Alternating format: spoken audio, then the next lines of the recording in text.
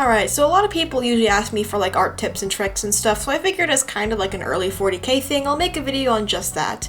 In this video, I'll talk about character design, tracing, color theory, and I'll talk in depth about different types of shading and give a very messy and brief tutorial on how I myself shade. I'll probably do like an actual video for 40k, probably something semi-animated or at least tween, so look out for that.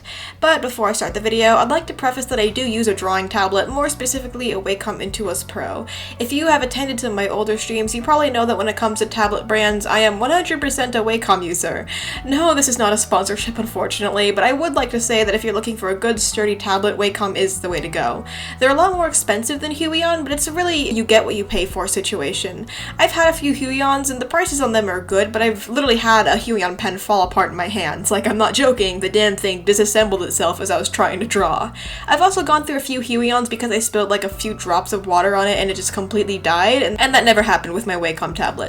As for my drawing program, I am using Metabang Paint Pro. It's a free program that you can get on both mobile and PC. File Packet is very similar to Metabang, and a lot of its functions are pretty universal, so I don't think a difference in program it will be all too much of an issue. Anyway, sorry for the long intro, and let's just get right into the video.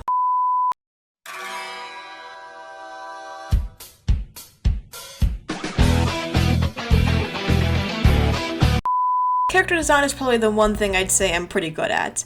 I love taking concepts or ideas and fully fleshing them out into a character. When it comes to character design, there's a lot of aspects for you to focus on. Body type, outfit, personality, any other miscellaneous details. There is a whole theory when it comes to body types, and it all starts with basic shapes.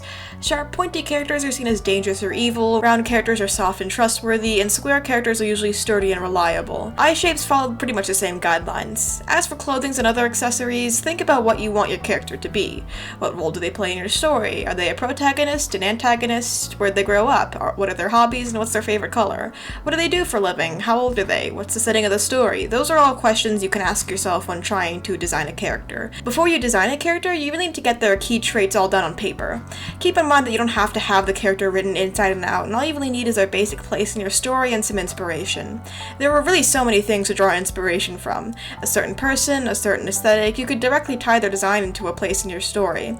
I hope you don't mind me using my characters as an example, but I do know the thought process I went through behind them so I can offer a little more insight. Let's start with one of my protagonists, Will. I actually redesigned him recently because people wouldn't stop comparing him to Togami from Danganronpa, and then under the post where I redesigned him, 98% of the comments were just people comparing him to other characters and just anything else, basically. General rule of thumb, it's actually pretty rude to do that, like to compare someone else's OC to another character, but anyways, back on track. His place in the story was kind of like an overworked programmer type. I just kind of pictured what the stereotypical quote-unquote nerd character would have been like, i.e. blonde, glasses, tie, collared shirt, and I kind of tweaked it to fix the role he fit in. His original design was a lot more clean and generic, so I tried to incorporate more of the overworked aspect into it. If you're just designing a character for like an adopt or something, my favorite thing to do is just pick a random theme. Christmas, desert, ocean, sky, whatever pops into my mind. And then I take like 3 or 4 main things that remind me of said theme and work that into the character. Christmas, for example, I think of ornaments, snowflakes, and royalty, so a character with ornament-draped horns, maybe with some regal blue crystal outfit or something like that. That's what I think of. The background speed paint is me doing one of those 3 emoji challenges, so you can kind of see what I'm getting at here.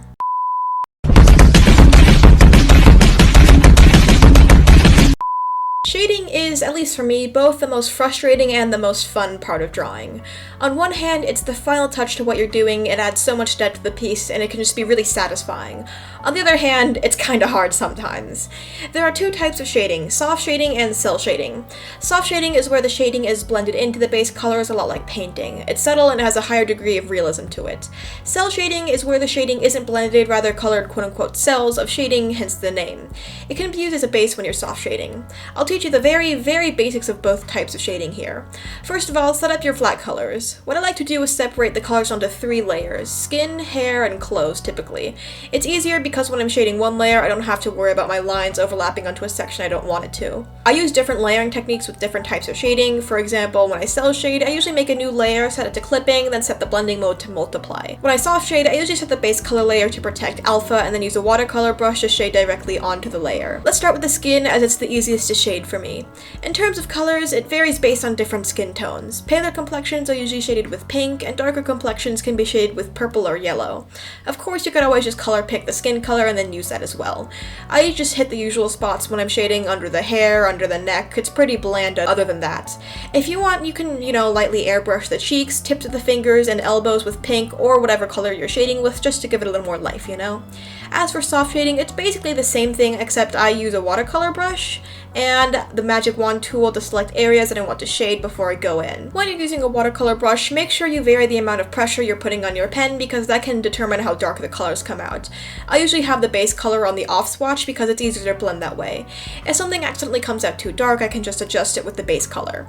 Clothes are a little different. I recommend lining out the creases and folds before you shade if you're cel shading, as it makes it a lot easier when you're deciding where to color. For soft shading, it's not as required, as you can always brush on the details and then softly blend the edges in. Keep in mind different fabrics have different textures, for example silk and cotton. Cotton is softer and doesn't reflect that much light, whereas silk is stiffer and shinier. Try to shade in triangular patterns, and for characters with boobs, there should be an outline under them that you can shade in. Depending on the material, cut, and fit of the shirt, there can always be a little dip right in between them as well. Hair can be a little tricky as I have a very detailed way of shading hair. Usually when I'm cel shading, I keep the detail mostly in the line work and add a simple shine around the top just to give it a little more texture. I usually shade the ends of the hair and behind the head a little darker because, shadows. As for my more detailed method of hair shading, there's 3 main layers. 1, the base strands. Try to find the part in the hair and then work from there. Usually where the bangs and the parts on the back of the head kind of intercept, the line between there. A thin watercolor brush for this and vary the sizes of the strands just to keep it a little more detailed. Just keep the flow very natural when you're doing this and don't worry if some lines are messy. Go to filters and select Gaussian blur and then set it to your personal taste. I personally keep it pretty low and around 1 to 2. You can also lower the opacity if you want. Afterwards, go over the general path you just drew with a slightly wider watercolor brush. Gaussian blur it again, and for this round you can lower the opacity or play around with the intensity of the blur as you see fit. And then my favorite part, the shine. Make a new layer and set the blending mode to add, then color pick the base color for the hair. Using an airbrush tool, lightly go around the edge of the hair that are in the light.